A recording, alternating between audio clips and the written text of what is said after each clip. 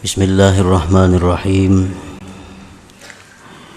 Alhamdulillahilladzi addaba habibahu sallallahu alaihi wasallam fa ahsana ta'dibah wa ja'alahu khairal wara sajiyah.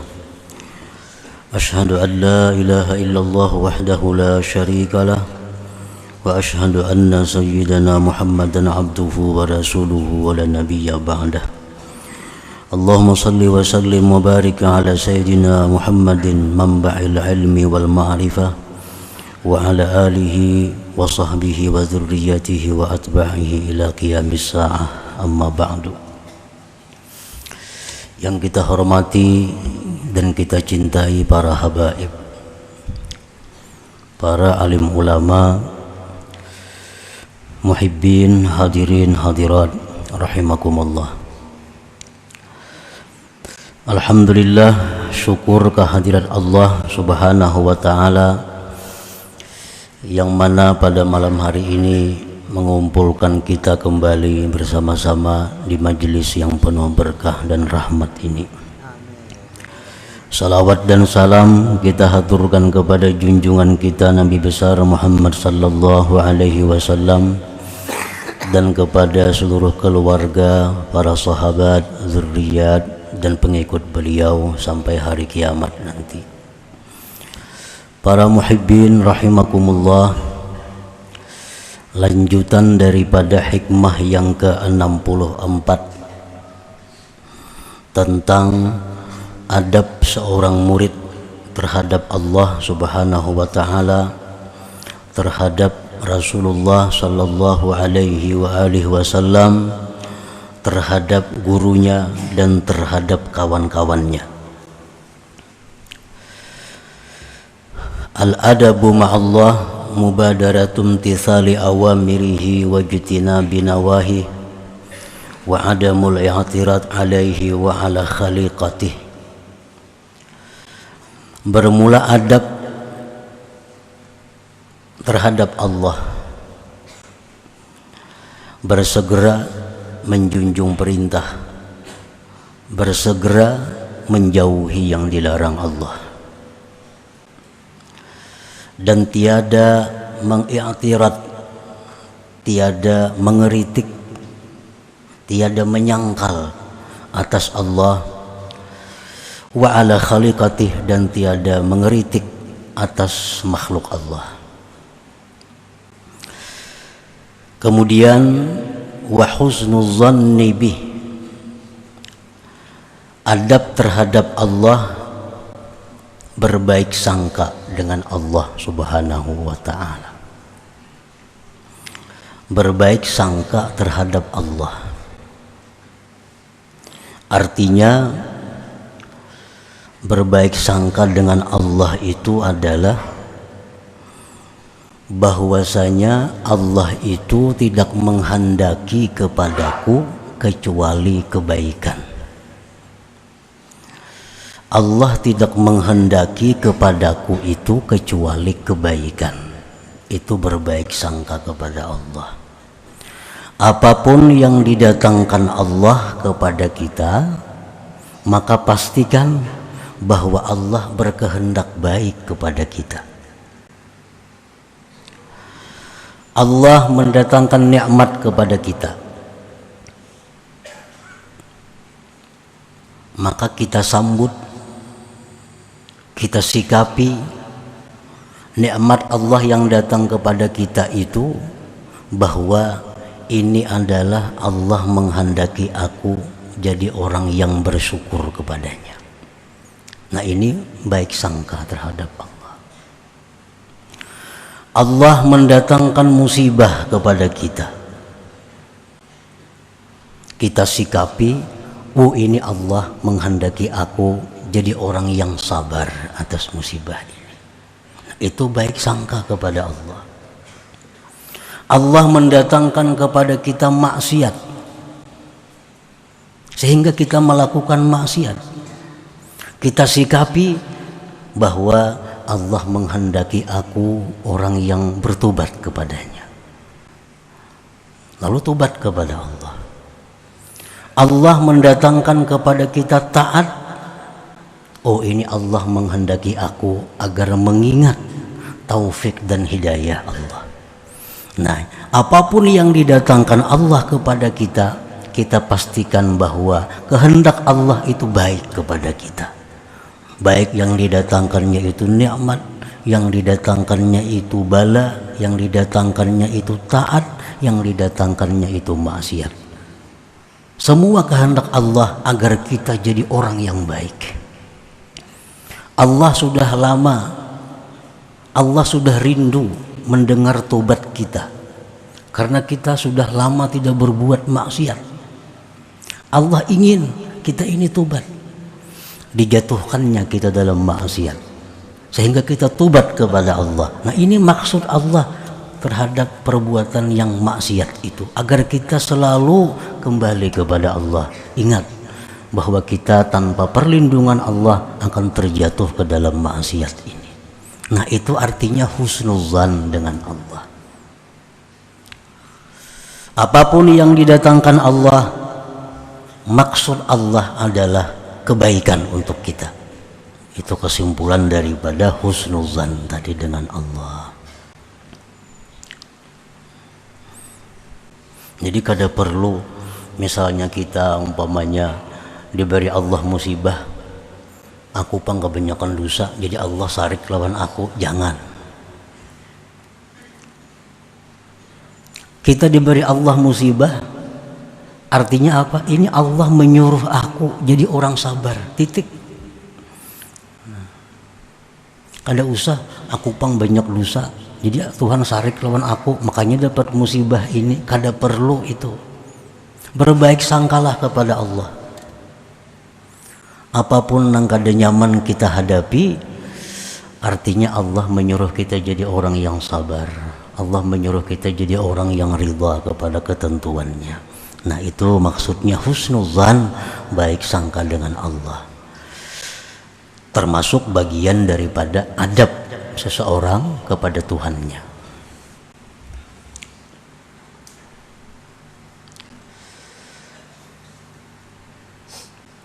Wasiqatu biwa'dih, termasuk adab seseorang kepada Allah, percaya dengan janji Allah. Jangan ragu-ragu dengan janji Allah itu. Apa yang Allah janjikan dalam Al-Quran, apa yang Allah janjikan lewat Rasulullah Sallallahu Alaihi Wasallam itu pasti. Jangan ragu-ragu. Kalau kita ragu-ragu berarti kita sudah tidak beradab kepada Allah. Sudah kada beradab lawan Tuhan. Contohnya Al-Quran menyebutkan wa may yattaqillah yaj'al lahu makhraja wa yarzuqhu min haitsu la yahtasib. Nah, ini janji Allah. Barang siapa yang takwa kepada Allah, Allah akan jadikan baginya jalan keluar dari kesempitan, kesusahan, dan Allah akan berikan dia rezeki dari jalan yang tidak terduga-duga. Ini janji Allah. Asalkan kita takwa kepada Allah, hidup kita tidak akan susah. Asal takwa. Nah, kepercayaan seperti itu bulat dalam hati kita, sedikit pun kada ragu. Kenapa kita sekarang jadi susah, jadi sengsara? Akibat dulu kada takwa. Akibat dahulunya kada takwa. Sekarang jadi susah. Sana ada hutang, sini ada hutang, sini ada hutang. Kenapa? Dulunya kada takwa. Jakanya takwa kada sampai demikian terjadi. Karena orang takwa itu dijamin oleh Allah bahwa tidak ada kesulitan baginya, pasti ada jalan keluar, dan ada rezeki yang datang dari jalan yang tidak terduga-duga. Nah, jadi percaya dengan janji Allah itu adalah bagian dari adab seorang hamba kepada Allah Subhanahu wa ta'ala.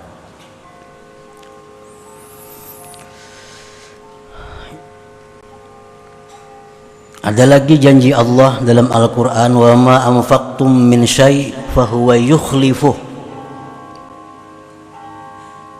Sesuatu yang kamu nafkahkan tentu dalam jalan kebaikan. Uang yang kita belanjakan dalam kebaikan, fahuwa yukhlifuh, Allah akan mengganti. Allah akan mengganti. Arti mengganti itu bukan memberi pahala, mengganti. Lain memberi pahala sudah nyata. Nah, setiap duit yang kita belanjakan asal itu di jalan Allah, Allah pasti mengganti. Adalah orang bangkrut bewakaf, kada terdengar lagi ada. Adalah orang yang pemurah tuh bangkrut, kada ada. Pemainan maka banyak bangkrut. Kalau orang yang bujur-bujur menggunakan duitnya di jalan Allah, fahuwa yukhlifuh, Allah pasti mengganti. Nah, ini janji Allah. Maka janji Allah itu 100% bulat di dalam hati kita, kita percaya tanpa ragu-ragu.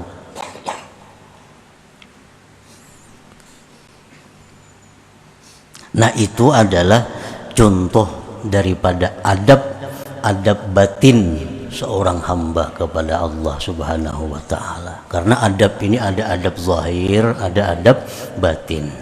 Adab batin ya kayak tadi contohnya. Wa amma adabu zahir ma'allah, adapun adab yang zahir terhadap Allah. Nah, adab yang zahir contohnya ka alla yakshifal aurat walau fi khalwah, seperti bahwa dia tidak membuka aurat sekalipun di tempat yang tidak ada orang.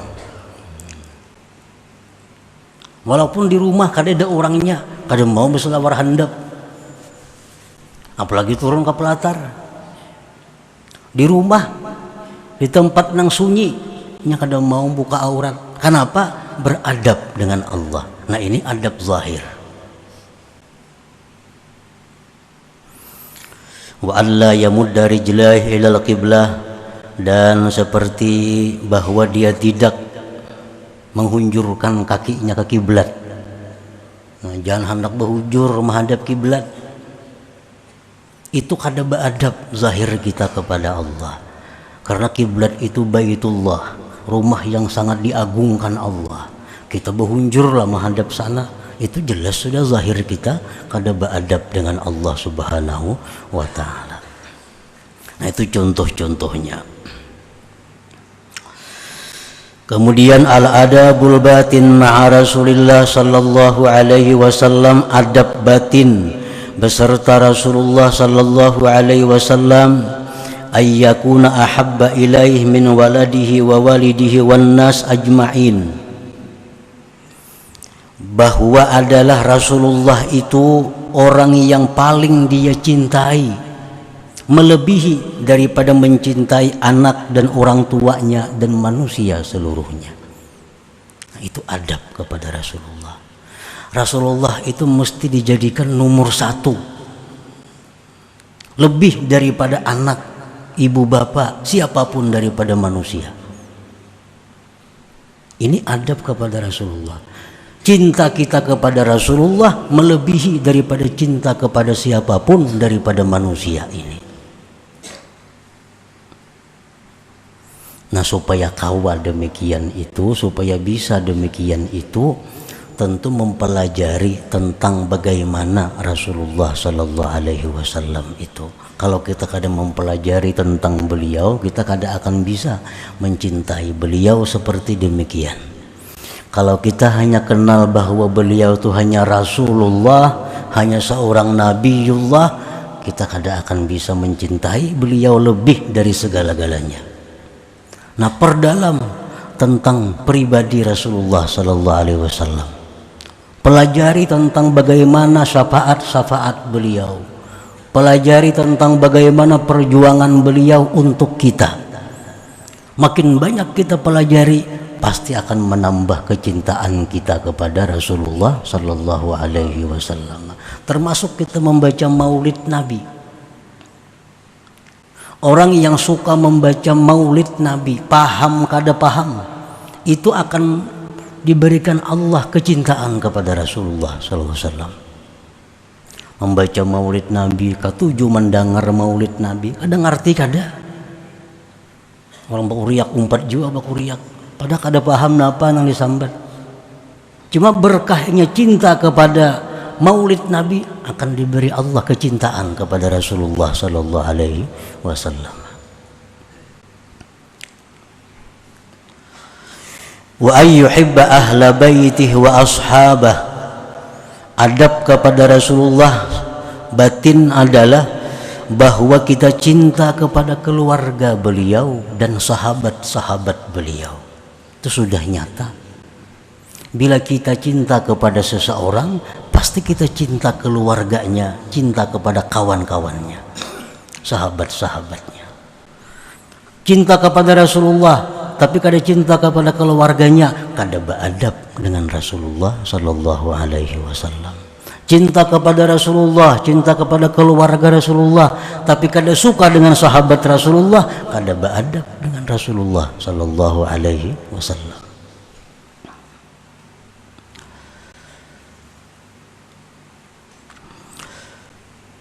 Wa ayyafraha bi annahum min ummatih, dan setengah adab lagi kepada Rasulullah sallallahu alaihi wasallam bahwa kita ini gembira jadi umatnya. Nah, kita bangga, kita bersyukur kita ini jadi umat Rasulullah sallallahu alaihi wasallam. Itu bagian dari adab kepada beliau. Adab zahir adab batin.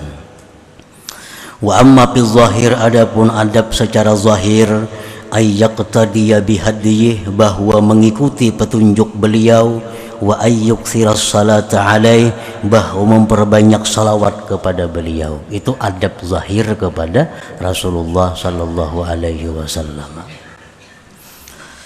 Nah, para muhibbin rahimakumullah. Kemudian lagi al-adab ma'a syaikhihi, adab seseorang beserta gurunya. Guru adalah seseorang, yang dimaksud di sini adalah seseorang yang membimbing murid untuk menjalani satu jalan menuju keridhaan Allah Subhanahu wa taala. Dan guru ini syarat mutlak. Man la lahu syekh fasyaitan syaikhuhu. Orang yang tidak punya guru, syaitan gurunya. Orang hendak mengenal Allah, orang hendak dicintai oleh Allah, kada beguruan, kada kawa, kada bisa.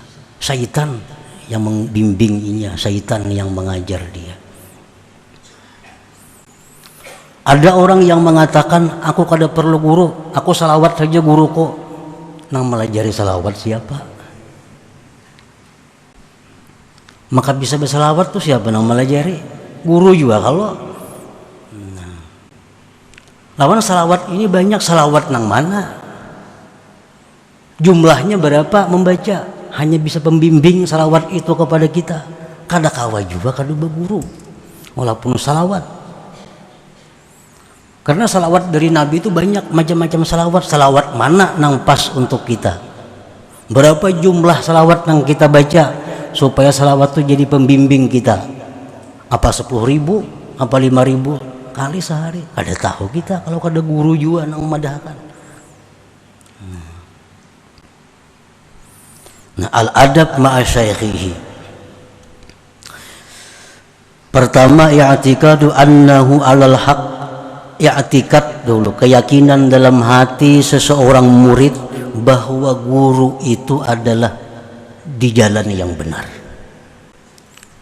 Itu i'tikad bahwa guru ini ajarannya bujur. Amun kita ragu-ragu ajaran guru ini bujur, kada usah berguru lawan itu. Kada usah berguru. Kita ragu-ragu ajaran si din itu bujur kada usah berguru. Nah, orang nang kita ulah jadi guru itu orang nang kita yakini bahwa ajaran sidin itu di jalan yang benar. Maka itu diajarkan kepada kita sebelum kita memilih seseorang guru, kita perlu tahu. Pertama, perlu kita ketahui silsilah keturunan guru itu. Guru itu anak siapa? Cucu siapa? Paling kadang ingat situ. Jangankan hendak memilih guru, milih bini aja takut nih kalau tuh anak siapa tuh bini itu orangnya. Jangan Nabi pilih bini keturunannya, apalagi guru. Oh, keturunan siapa garang guru itu? Siapa abahnya? Siapa kainya? Bila kainya orang saleh, abahnya orang saleh, berarti guru ini punya hasab ngarannya. Hasab itu lebih dari nasab. Kalau abahnya aja saleh, kainya kada, itu punya nasab yang baik, tapi belum sampai kepada punya hasab. Kalau punya hasab itu orang nak abahnya saleh, kainya saleh, lebih lagi ke atasnya saleh lagi, minimal ingat kainya. Nah satu itu, karena keturunan ini sangat mewarnai diri seseorang. Nah makanya Nabi menyuruh cari bini kalau itu keturunannya. Nah demikian guru lebih daripada itu. Yang kedua, di mana guru itu dulunya menuntut ilmu, artinya guru itu gurunya siapa? Di mana guru itu bahari mengaji? Nah itu mesti diketahui. Oh bahari guru itu mengaji lawan guru ini sampai silsilahnya kepada Rasulullah Sallallahu Alaihi Wasallam. Nah itu antara lain. Nah para muhibbin rahimakumullah, di zaman Rasulullah pun dahulu orang-orang yang jauh dari Mekah, sebelum mereka itu beriman kepada Rasulullah, mereka datang ke Mekah dulu. Ada sampai seminggu di Mekah, nak mengetahui tentang Rasulullah nih. Oh, kalau perlu para sahabat Nabi ini dulu berhilang lawan sahabat Nabi kita yang sudah Islam, menginap di situ, dilayani, dihormati. Oh ini hanya sahabatnya macam inilah kelakuannya, apalagi gurunya. Nah sehingga banyak sahabat itu akhirnya orang itu masuk Islam kepada Rasulullah Sallallahu Alaihi Wasallam setelah meneliti dahulu siapa-siapa. Nah jadi pertama adab kita kepada guru itu kita meyakini bahwa guru itu di jalan yang benar. Yang kedua, wa'tikadu annahu ahlun lil irsyad wa tarbiyah. Kita meyakini bahwa guru itu beliau bisa membimbing, mendidik kita. Ya kada setiap orang berilmu itu bisa membimbing. Kada setiap nabi itu menjadi rasul. Kada setiap nabi menjadi rasul. Nah ini kita yakini bahwa guru ini bisa membimbing kita ke jalan yang benar, bisa mengarahkan kita kepada kecintaan Allah. Nah itu adab-adab batin. Wa adamul i'tirad alaih, tidak menyangkal atas guru itu. Kenapa guru tuh kayak itu? Nah, maka jasidin ka ini, nah kada boleh dalam hati itu. Karena kita sudah meyakini guru itu benar. Mau kita menyangkal, berarti kita kada beradab lagi. Wa adamul i'tirad alaih. Wa amma fil zahir, adapun pada zahir adab seseorang kepada gurunya ada wa muhuduri majlisih, selalu hadir majelisnya, selalu hadir majelisnya. Balang kambingan kada beadab itu, banu turun banu kada itu kada beadab. Nang tuha kana anum gak sama aja kada beadab. Itu nang zahir adabnya.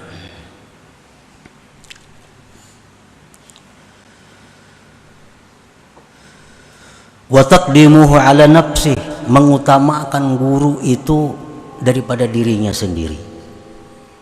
Itu adab zahir.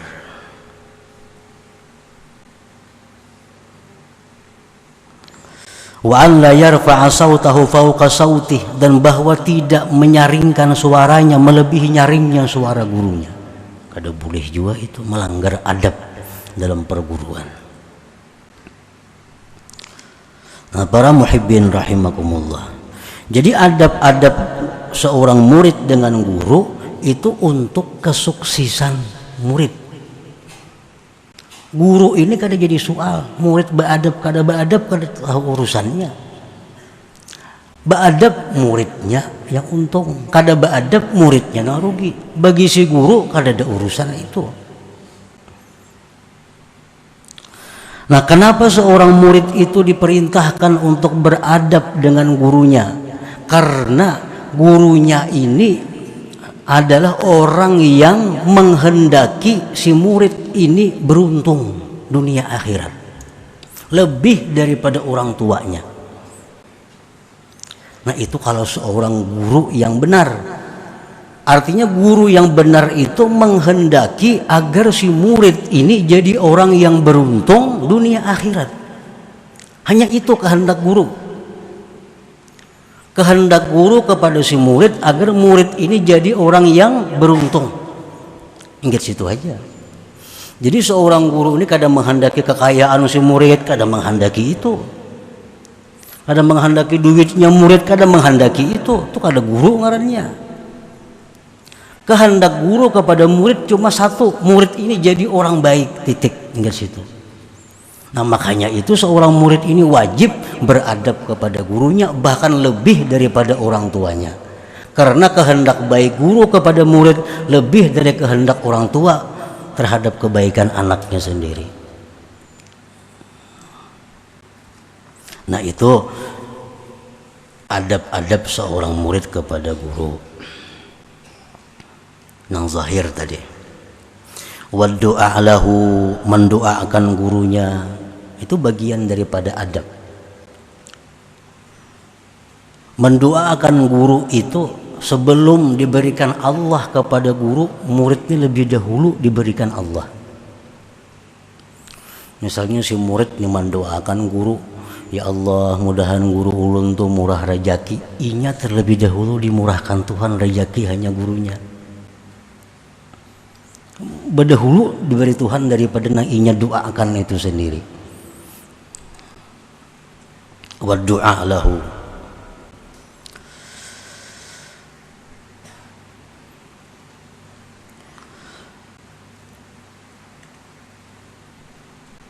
Wa hifdzu hurmatihi, dan menjaga kehormatan gurunya. Jangan menjumanakan paguruan, artinya ini kelakuan paguruan nang supan. Jadi menjaga kehormatan guru. Oh, aku ini murid si anu supan sih mon aku nangka ini. Nah, itu dijaga. Bila itu kada dijaga, kada beadab lawan guru ngarannya. Hifdzu hurmatihim, jaga kehormatan.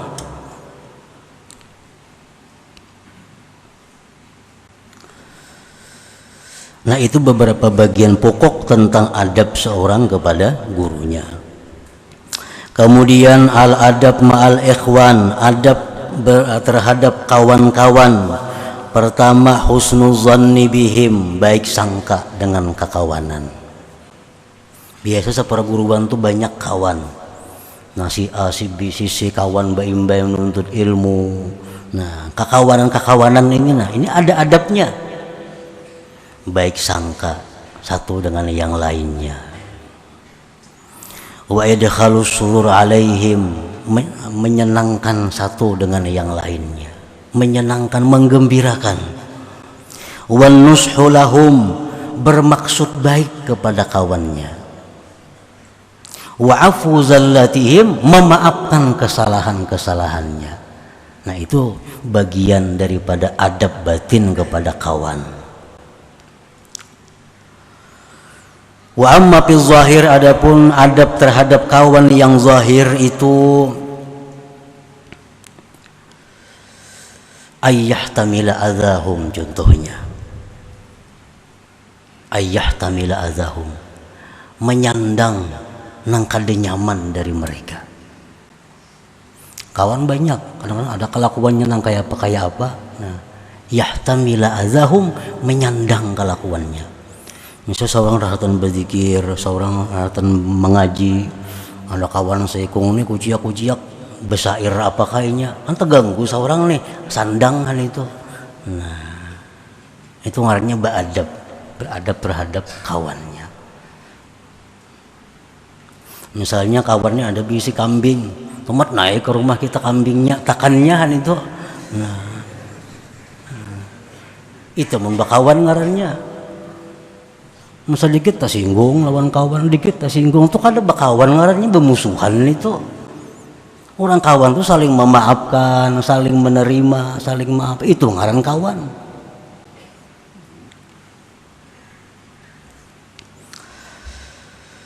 Nah, qala ba'du sufiyah, berkata sebagian sufiyah, ilzamil adab zahira wa batina, fama asaa ahadun al adaba zahira illa uqiba zahira wa ma asaa ahadun al adaba batina illa uqiba batina.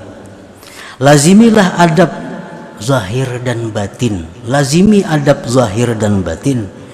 Tidak jahat seseorang adab pada zahir, melainkan dia akan dihukum secara zahir. Apa hukuman secara zahir? Malas berbuat taat, suka kepada maksiat. Nah, ini hukuman akibat lawan Tuhan kada beadab, lawan Nabi kada beadab, lawan guru kada beadab, lawan kawan kada beadab, dihukum. Kalau yang dilanggarnya adab zahir, hukumannya pun hukuman zahir. Berbuat maksiat mudah, berbuat dilarang Tuhan nyaman, ini hukuman. Wa ma'asa ahadun al-adab batina illa uqiba batina, dan tidak jahat seseorang akan adab secara batin kecuali dihukum secara batin juga. Hukuman batin apa? Sembahyang kada mau khusyuk, beribadah kada mau nyaman, ini hukuman batin karena inya kada melaksanakan adab batin kepada yang tersebut tadi. Nah, itu mungkin kita kada menyadari. Berapa tahun untuk ilmu sudah kada mau nyaman sembahyang. Berapa tahun untuk ilmu kada mau nyaman berzikir. Mungkin sebabnya kada beadab. Lawan Allah kada beadab, lawan Nabi kada beadab, guru kada beadab, lawan kawan kada beadab. Sehingga berzikir kada mau nyaman, sembahyang kada mau nyaman. Fa in waqa'at minal murid isa'atu adabin falyakun khaifan min dzalik wal yubadir ila taubah wal i'tizar khasyata an tuwajjaha ilaihi al-uqubatu min haitsu la yash'ur.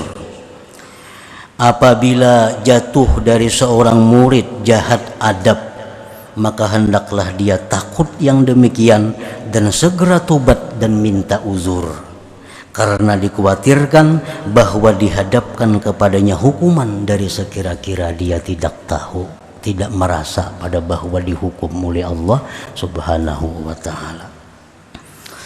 Nah, para muhibbin rahimakumullah, ini 4 adab kepada Allah, adab kepada Rasulullah sallallahu alaihi wasallam, adab kepada guru, adab kepada kawan, itu merupakan pokok dari adab-adab yang lain.